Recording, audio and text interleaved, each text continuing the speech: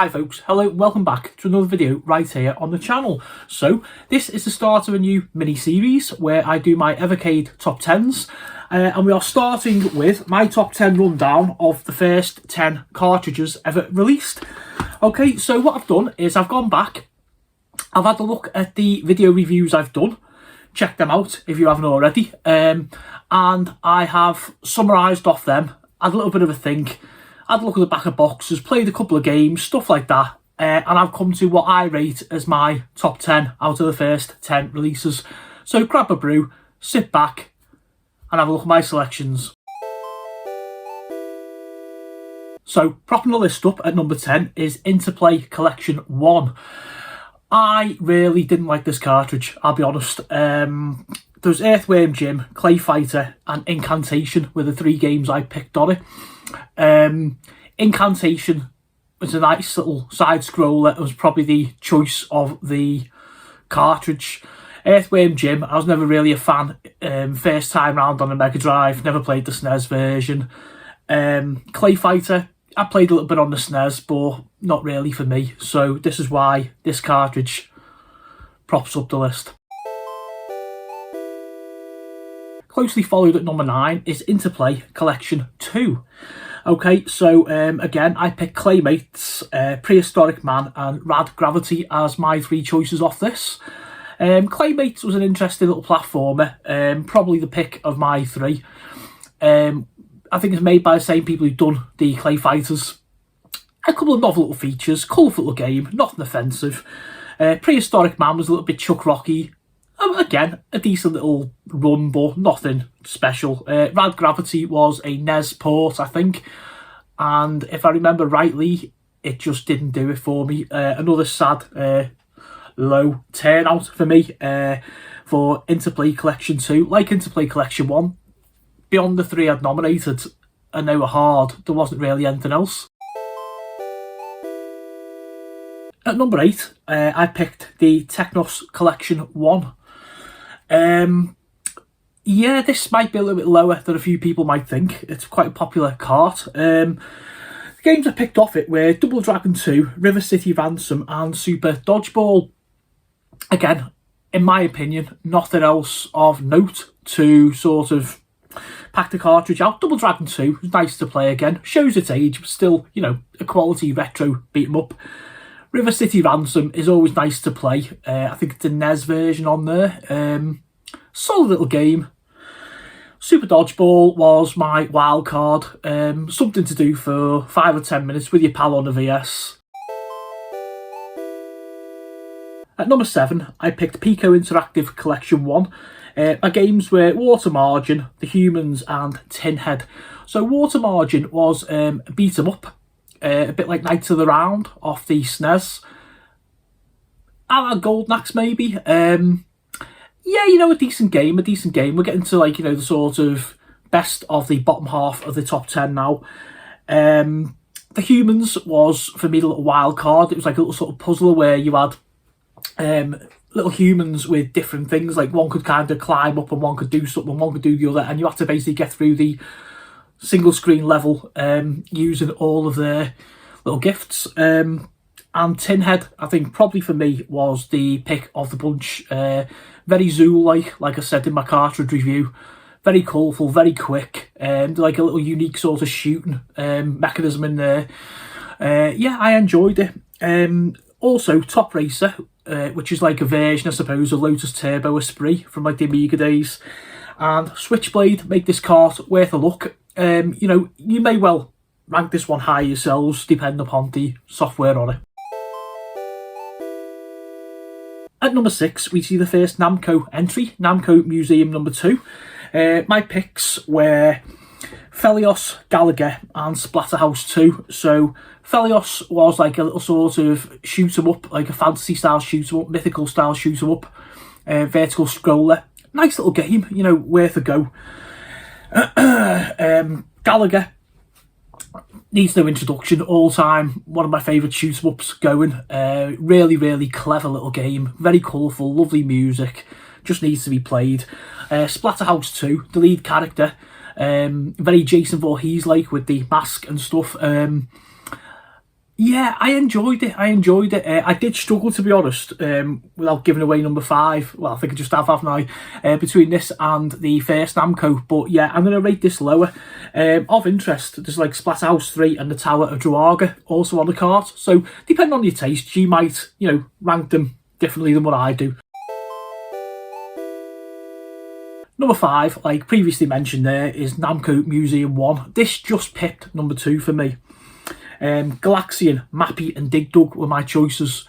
Galaxian, again, like Gallagher, classic shooter. You know what I mean? They just don't get any better, really, do they? Mappy, lovely little platformer, very tricky. It's one of those games that looks really simple, but it's extremely complex, you know what I mean? You get better at it the more you play. Really rate Mappy. And of course, Dig Dug needs no introduction. Anyone who knows me knows how much I love Dig Dug. Classic little arcade game. Bonus for most people, I suspect, is we have Pac-Man on this and also Xevious. So yeah, mess around with the rankings how you wish. But yeah, number 5 for me. Number 4, and no great surprise, Atari Collection number 2. This had Millipede, Bowling and Yar's Revenge for my choices. Millipede, follow up to Centipede, exceptional shooter. A little bit more going on than in Centipede. Really worth a play if you're an Atari. Well, if you're an Atari fan, you've probably played it already, haven't you? Really, to be fair. Bowling, 10-pin bowling. It was my wild card to put on the cart. I remember at the time a few of the comments and a few folks are like probably a little bit surprised I added it there. But really, there's it's just one of the really fun little 2-player games. It could be argued that when you're the right kind of line for your strikes, that kind of thing. But hey, it's Atari, for God's sake, isn't it? We're talking over 50 years old, these games now. And Yar's Revenge, classic shooter. Nice little thing where there's like a little sort of force field. If you go in that, you can't be hit, but then you've got to go through the other side of the force field, shoot away the blocks of the baddie, get a missile there, blow him up, repeat to fade. Yeah, Yar's Revenge, top game. Also on this is Haunted House and Sea Battle. So depending, a bit like Namco, on your choices and favourite games, you might want to swap them over there as well. Right, getting right into it now, the top 3. Atari Collection 1, again like Namco, I think I kind of give it away there, is my number 3. Strictly because, as much as I love the 2 Atari carts, I am a massive self-confessed Atari fanboy, which those of you who do know me know this. I've mentioned many times on previous videos. But for me, it was the actual 3 games I picked off it. Asteroids, which is one of my all-time top 3 games ever. Centipede and Missile Command. Like, Asteroids, what's not to love, Extremely simple game in premise, extremely tricky to master. Fantastic game, really is. That'd be like one of my Desert Island games, that. Centipede, lovely little shooter, nice and fast. Centipede just bounces down the screen, basically, you're trying to shoot him and he's bouncing off here, there and everywhere, and there's spiders going on, and yeah, this cart is like so much fun. And Missile Command, it speaks for itself, doesn't it? Defend your bases, shoot down the nuclear missiles before they hit them. Who doesn't like a little bit of that?